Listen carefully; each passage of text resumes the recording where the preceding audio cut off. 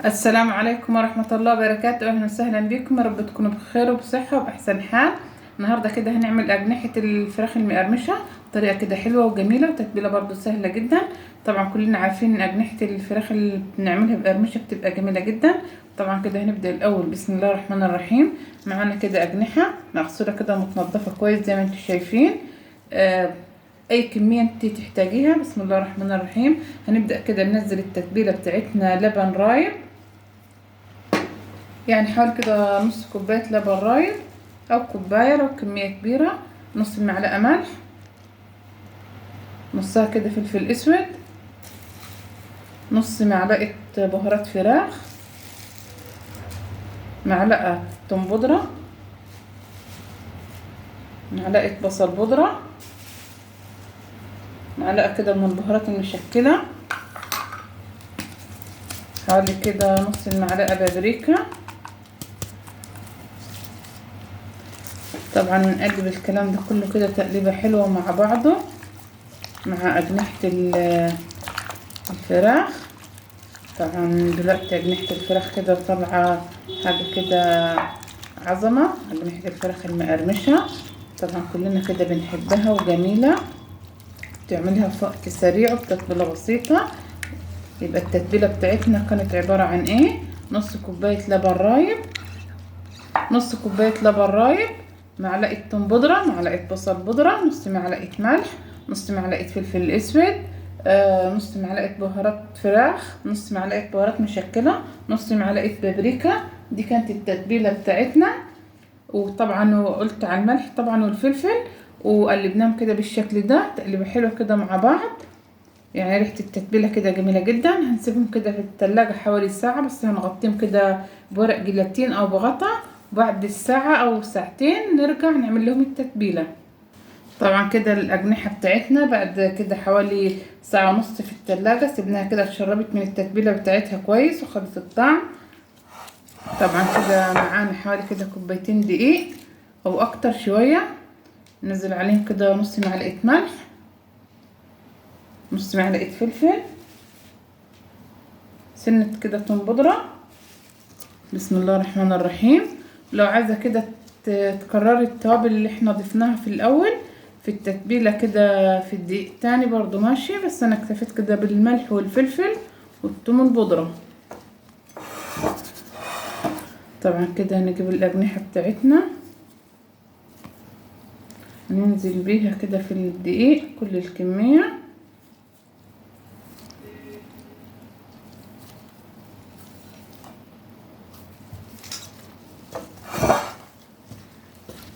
نبطنها كده كويس بدقيق.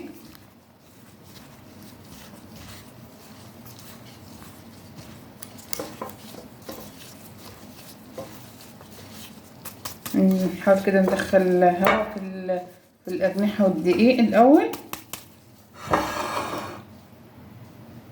طبعا كده معانا مية متلجة بتلج كده زي ما انتوا شايفين.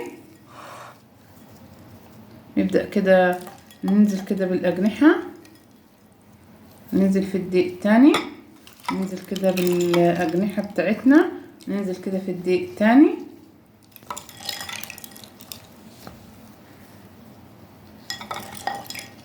اهم حاجة تكون المية ساقعة كده بتلج.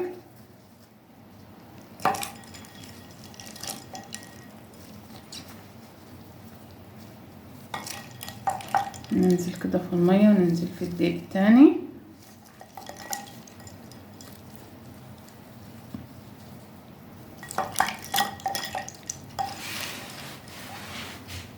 طبعا كده بعد ما نزلنا بالأجنحة بتاعتنا في المية شايفين كده بنضغط عليها كده كويس بايدينا في الدقيق عشان تعمل لك الاشكال دي كده. طبعا كده كده كويس نضغط كده عليها زي ما انتوا كده شايفين. طبعا كده معانا زيت سخن نبدأ نسوي فيه الأجنحة المقرمشة بتاعتنا. طبعا كده معانا زيت سخن. بسم الله الرحمن الرحيم. نبدأ كده ننزل بالأجنحة بتاعتنا. أهم حاجة كده الزيت بتاعك يغطي كده الأجنحة عشان ما نقلبش كده فيها وتستوي كده براحتها.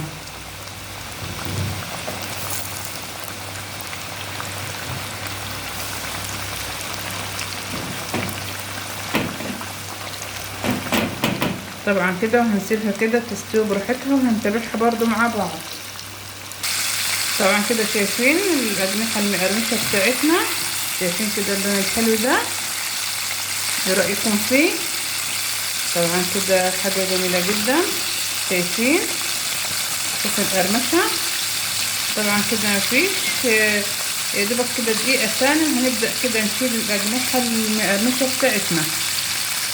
طبعا كده الأجنحة بتاعتنا استوت، هنبدأ كده نشيلها. شايفين كده اللون وصوت القرمشة، شايفين كده جمال اللون، حاجة كده جميلة جدا، ولا الريحة، وتحس كده ان ده دبوس قدامك مش أجنحة. ننزل باقي الأجنحة بتاعتنا برضو نفس الأول، نسيبها كده تستوي براحتها.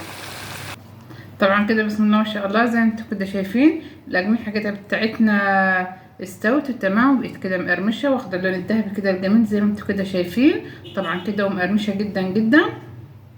طبعا كده شايفين القرمشة، سامعين كده صوت الخروشة والقرمشة دي. جربوا كده الأجنحة المقرمشة بالطريقة دي، هتعجبكم جدا، سهلة كده وبسيطة، بس إن طعمها جميل جدا. والسلام عليكم ورحمة الله وبركاته.